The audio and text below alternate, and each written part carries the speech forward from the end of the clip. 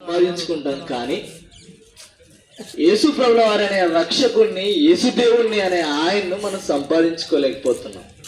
ఎందుకంటే మానవ జీవితము భూమి మీద బ్రతుకుతున్నప్పుడు బాల్యము నుండి వృద్ధాప్య దశ వరకు ఏ దశలో ఎలాంటి నీచమైన కార్యక్రమాలు, హేయమైన కార్యక్రమాలు చేసి మనము దూరం అయిపోయాం దేవుడికి. భగవంతుడు ఏమంటున్నాడంటే, భగవంతుడు నా దగ్గరికి రావాలంటే భగవంతుడిని మనం నమ్మాలి. కానీ భగవంతుడు ఎలా ఉన్నాడంటే, భగవంతుడు పరిశుద్ధతతో ఉన్నాడు, భగవంతుడు నిష్ఠగరిష్టలతో ఉన్నాడు. ఆ భగవంతుని చేరాలంటే ఈ భూమి మీద మనము కూడా నిష్ఠగరిష్టలతో బ్రతకాలి. మనిషి దేని చేసినా కానీ మనిషి ఏమనుకుంటుంటాడంటే, ఎలాగున్నా పర్వాలేదని ఫీల్ అవుతుంటాడు. కానీ భగవంతుడు అలా అనుకోలేదు. ఏమనుకుంటున్నాడంటే, ఆయన దగ్గరికి రావాలంటే, ఆయన చెంతకు చేరాలంటే ఈ భూమి మీద మనం యథార్థంగా, న్యాయముగా, నీతిగా, ఒకరిని మోసము చేయకుండా, ఒకరికి హాని చేయకుండా, ఒకరితో మనం దోచుకోకుండా యథార్థంగా బ్రతకమని భగవంతుడు యేసు దేవుడు చెప్పాడు. ఈ సువార్త ద్వారా మీకు అందించే విలువైన వాక్యం ఏంటంటే, ఇదిగో ఆ భగవంతుడు ఈ భూమి మీదకి 2000 సంవత్సరాల క్రితము నరరూపిగా వచ్చాడు. ఆ భగవంతుడు వచ్చి ఈ సమాజం కోసం తన ప్రాణాన్ని సమర్పించి, ఇదిగో మీ అందరి కోసం నా ప్రాణాన్ని ఇస్తున్నాడు. కారణం మన అందరి జీవితాలు పాపము చేత పడిపోయి ఉన్నాయి, పాపము చేత నలిగిపోయి ఉన్నాయి, పాపము చేత చెడిపోయి ఉన్నాయి. చెడిపోయిన వాడి దగ్గరికి ఎవరైనా రావాలంటే చిదురించుకుంటాం. రోగుల దగ్గరికి ఎవరైనా వచ్చి పరామర్శించుకోవాలంటే మనం దూరంగా ఉంటాం, మనకి ఎక్కడ వస్తుందేమో అని. కానీ మహనీయుడైన యేసు దేవుడు మానవ రూపిగా ఈ భూమి మీదకి వచ్చినప్పుడు రోగులను పరామర్శించాడు, హృదయ స్వస్థతనిచ్చాడు, శారీరక స్వస్థతనిచ్చాడు, ఆశ్చర్య క్రియలు చేశాడు, అద్భుతమైన కార్యక్రమాలు చేశాడు, అన్ని చేశాడు ఆ దేవుడు మానవుణ్ణి ప్రేమించి. అందుకే బైబిల్ ఏం చెప్పిందంటే, నిన్ను వలె నీ పొరుగు అన్ని ప్రేమించు అని చెప్తుంది. ఎలా ప్రేమించమనిందంటే, ఆ వ్యక్తి కోసం ప్రాణం పెట్టమన్నంతగా ప్రేమించి చెప్పమన్నది గ్రంథం. ఆ వ్యక్తి కొరకు ప్రాణం పెట్టింది భూమి మీద ఎవ్వరూ లేరు. మన ఇంట్లో వాళ్ళు కూడా మన కోసం ప్రాణం పెట్టరు ప్రేమైన వాళ్ళారా.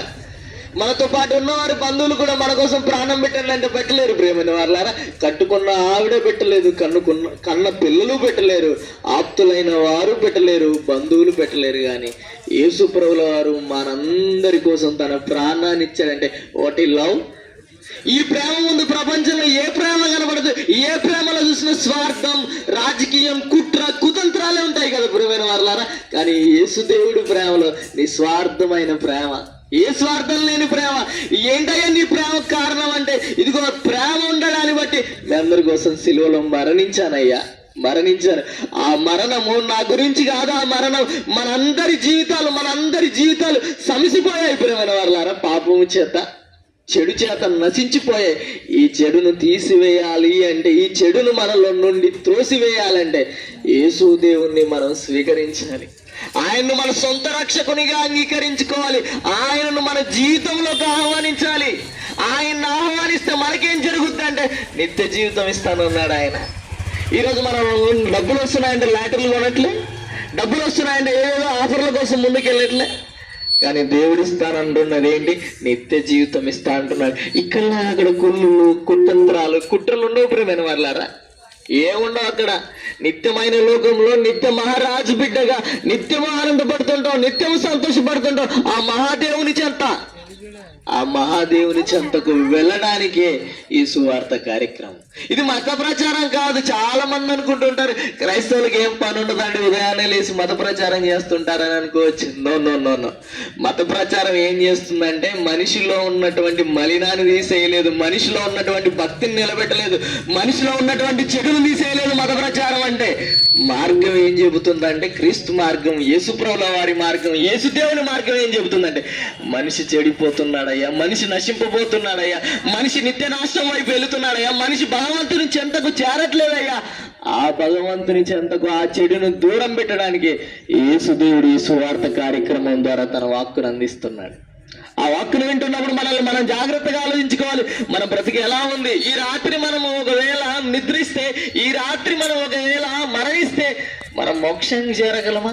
ఇంత బ్రతుకు బతికి, ఇంత సమాజంలో ఇంత ఉన్నతమైన పేరు తెచ్చుకొని, ఇంత గొప్పగా బ్రతుకుతున్న మనము స్వర్గం చేరలేక, నిత్య జీవితం వెళ్ళలేక, నిద్ర నాశనం వైపు వెళితే ఎంత బాధ ఉంటుందండి ప్రియమైన వాళ్ళారా. మనతో పాటు ఉన్న వాళ్ళు కన్ను మూస్తున్నప్పుడు మనం ఆలోచించుకోవాల్సిన విషయం ఏంటంటే, నేను కూడా ఏదో ఒక రోజు నా జీవితాన్ని ముగించుకుంటాను కదా, ముగించుకునే లోపు, నా కన్ను మూసే లోపు ఆ మహాలోకాన్ని నేను చేరగలగాలి. అలా చేరగలగాలి, ఆ మోక్షానికి పొందాలంటే ఇదిగో ఈ భూమి మీద ఎవ్వరు ఇవ్వలేరు, యేసు ప్రభుల వారి తప్ప. ఎందుకంటే ఆయనే ఆ మార్గానికి మార్గదర్శకుడు, ఆయనే ఆ మార్గానికి నిత్య సూత్రుడు. ఆయన ద్వారానే తప్ప నిత్య జీవానికి లేదు. ఎందుకంటే ఏ మార్గాన్ని చూసుకున్నా, ఏ మార్గంలో మనం వెళ్ళినా ఆ మార్గంలో మలినం ఉంటుంది ప్రేమైన వారలారా, చెడు ఉంటుంది ప్రేమైన వారలారా, చెడిపోయిన జీవితాలు ఉంటాయి ప్రేమైన వారలారా. కానీ యేసు ప్రభుల వారి మార్గంలో మలినం కనపడదు, చెడు కనపడదు. అరిషడ్ వర్గాలను జయించి అద్వితీయ నాథుడు ఆ రక్షకుడు. ఆ రక్షకుని మేము స్వీకరించి మా జీవితాలు శుద్ధతలోకి మేము వచ్చాము. మా శుద్ధమైన జీవితాల ద్వారా మేము సువార్తను ప్రకటన చేస్తున్నాం. ఆ సువార్త ప్రకటన ఏం చెబుతుందంటే, మీరు మారండి అని. అంతే. మనసు మారాలి, మతం మారమని కాదు, మనసు మారాలి. మనసు మారితే మనం ఎప్పుడు కూడా చెడిపోం ప్రేమైన వాళ్ళారా. మనసు మారమనే ఈ సువార్త. మీకు అవకాశం ఉంటే ఒకసారి మా కరపత్రికలు చదవండి, అవకాశం ఉంటే మా వాళ్ళతో మాట్లాడండి, ప్రార్థన చేయించుకోండి. ఏమీ కాదు, మన మనసులు మారి మనం మోక్షానికి వెళ్ళాలి. మనందరి టార్గెట్, మనందరి జీవిత లక్ష్యము ఏంటంటే దేవుడు నుండి ఆ మహాలోకానికి వెళ్ళాలి, యేసు దేవుని చెంతకు చేరాలి. అలా చేరాలంటే ఈ భూమి మీద ఆయన్ని విశ్వసించాలి. అలా విశ్వసించాలంటే ఇదిగో ఈ సువార్త కార్యక్రమం. ఈ సువార్త కార్యక్రమాన్ని మీరు స్వీకరించండి. సాత్వికమైన మనసుతో, గొప్ప మనసుతో ఒకసారి మనస్ఫూర్తిగా ఈ సువార్తను ఆహ్వానించండి. మీ హృదయాలను దేవుడు తెరుస్తాడు, మీ కుటుంబాలను కాపాడుతాడు, మీరు చేస్తున్న పనులను దీవిస్తాడు, మీరు చేయబోతున్న ప్రతి పని అంతట్లో కూడా దీవిస్తాడు. అలా దీవించాలని మనస్ఫూర్తిగా దేవుణ్ణి కోరుకుంటూ ఈ సువార్త సందేశాన్ని ముగిస్తున్నాను. దయచేసి ప్రార్థనలో పాల్గొనండి. వీళ్ళున్న వాళ్ళందరూ ప్రార్థనలో పాల్గొనండి. దయచేసి ప్రార్థన